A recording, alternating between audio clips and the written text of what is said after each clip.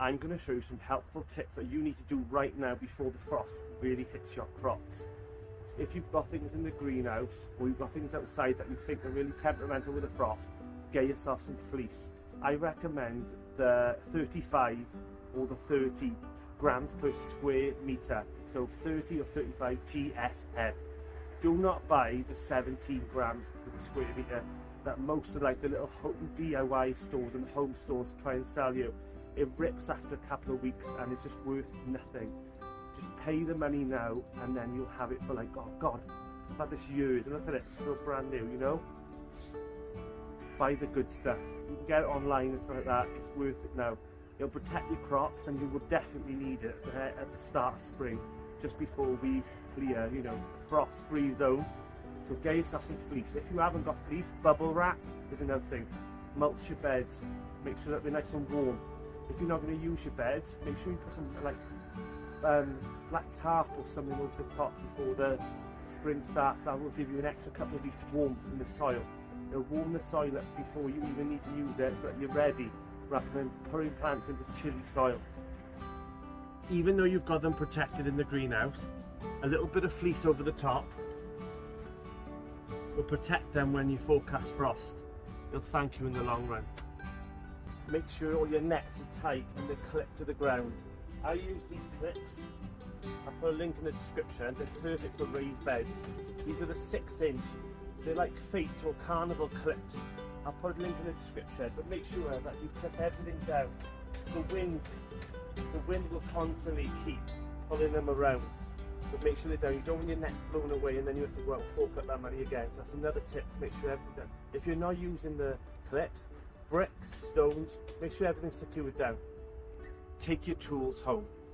I don't need a drill now in the winter. Everything's done. All the jobs are done. I won't need my, my expensive tools. So the best thing to do is secure them at home. You don't want to leave your shed vulnerable.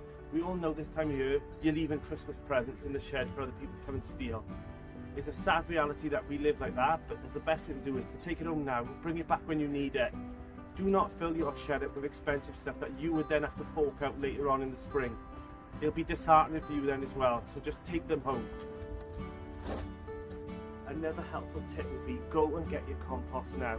I know it's the winter and you're all snuggled up thinking about Christmas and stuff, but it will save you so much money in the long run. These bags are normally available for like £6 a bag, 50 litres for £6. I've managed to buy them for £2.50. Think how much saving you get. People say, oh, they don't like putting potatoes into pots. The one downside is the cost of the compost. This will fill a couple of pots of compost. So I'm already saving the money back from the potatoes. If you get it now for £2.50, store it in your shed, in your garage, in your greenhouse. It'll be a good investment. Just again now, pop out, get it from your local DIY store. I'm not going to mention where I got this from, but I think you can work it out. Go and get it now, guys. It's worth it. Secure your buildings and your property. Make sure that it's all nailed down. As you can see from the last couple of weeks, I've been slowly adding straps and making sure that the roofs are all secure and tight.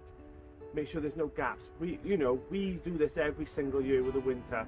We will have horrific storms and big wind gales. Why would you want to be running out there and picking up pots and stuff like that? Put them all on the side of the shed. Get them all out of the way. It'd be something for you to do in the spring to put it all back. I know that. But make sure that you secure it now, because otherwise it'll cost you in the long run. I've now strapped all my greenhouse down, as you've seen. That will not move. And all it is later on in the spring is me uncranking them and just taking them away. They're just staked in the ground with bars. You can't see them. It doesn't look the best, but it will save you your greenhouse in the long run. Go and take one last look around your allotment or your garden. I guarantee you there'll be things that you've not thought about that are lying around that one windstorm can lift and smash into your lovely greenhouse or your shed window or into those prize pots that you just spent so much money on over the summer. It's better to do it now than otherwise you have to fork out again later on.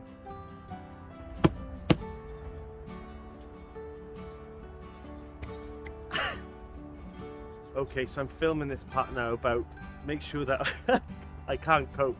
So basically I'm just about to film about make sure that all your trees are staked, and Liz Zorab have just messaged me and invited me around. So hi Liz, if you're watching this, I've just seen your message, I'll reply now.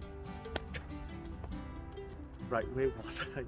Make sure that you stake in your fruit trees. If you've got them on a rootstock, you don't want to have too much give because of the windy season and then it snaps, you'll lose your tree. So get that done as well. If you haven't already, ensure that you grease your fruit trees. This stops the winter and the March moth from climbing up the tree, laying eggs in your tree, and then it'll ruin your summer crops. All you do is go up about ½ metre and apply about an inch or so around. Doesn't damage the tree at all. If you do this next year, try not to do it in the same place. So you just basically just add some around, like so, and it'll save you hassle. Another little tip is, even though you've done this, make sure you do this as well. A lot of people forget to do this.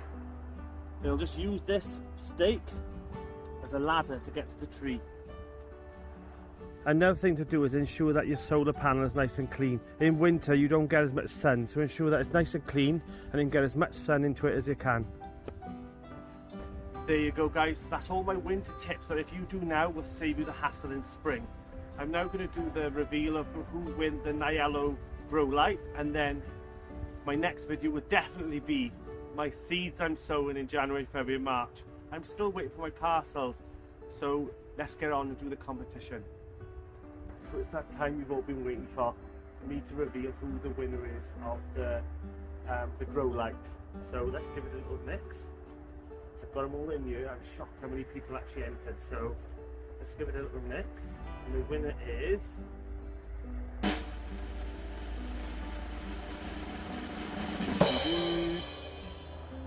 Mike Gale from Poole. So well done Mike, I'll get that sent off to you straight away. So happy Christmas mate, and I hope you use it. So if you could just send me a little picture later on in the future of you using it, that'd be great. So well done Mike Gale from Poole.